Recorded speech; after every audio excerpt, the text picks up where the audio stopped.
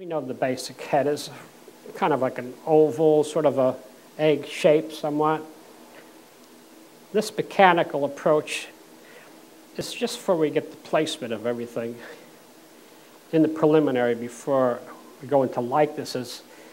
It might be good to work on someone you like or from a photograph if you want to use something that motivates you. That might be good to illustrate someone maybe from a magazine or a favorite sports person. Like with my case, I did the Master Series. The Master Series was, well, it still is in the works. Over the period of 20, 30 years, I may have done, I think 35, maybe 40 people, you know, the Edison, Isaac Newton, they're all on my website. If you go to the website and go to the Master's bust, you'll see quite a few.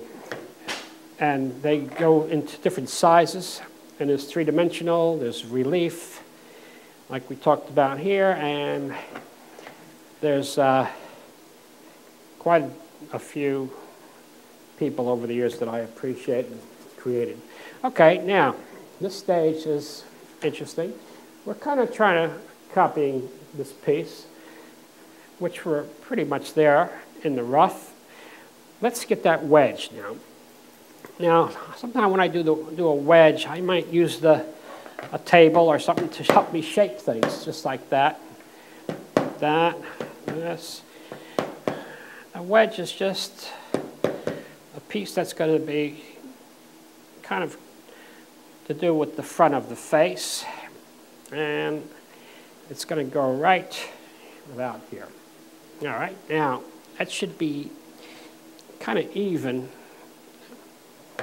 like the drawing.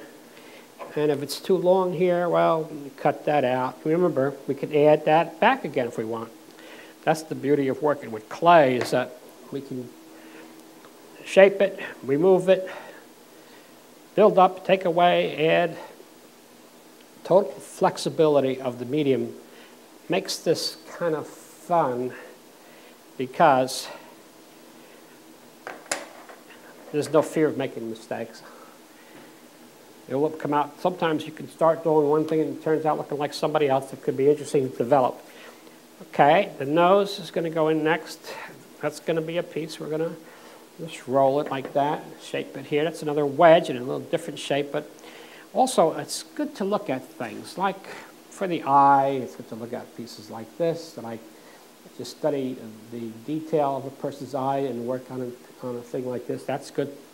When it comes to the ear, now these are things that happen more towards the finish. Once we find the placement of everything, it might be good to want to refine or maybe do these items separately like this, and then you'll have knowledge of the ear and